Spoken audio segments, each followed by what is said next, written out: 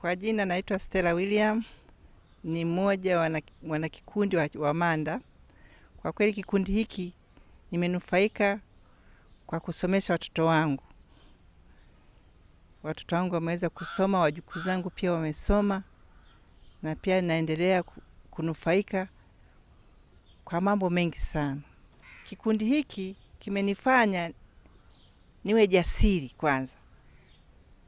Nimekuwa jasiri kwa kufanya mimi mwenyewe, kimenifanya mimi niwe jasiri tu kwa kutafuta pesa. Ndio nimeweza kujua kutafuta pesa hata nikiwa peke yangu. Kwanza kabla sijaambia kitu, naishukuru sana.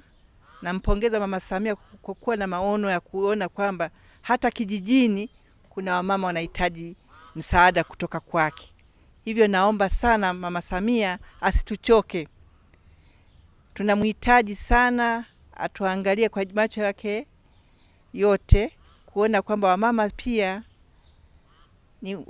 ni watu ambao wanahitaji mkopo kwa ajili ya kusomesha watoto, kwa ajili ya mambo mengi ambayo yanatuzunguka sisi wenyewe.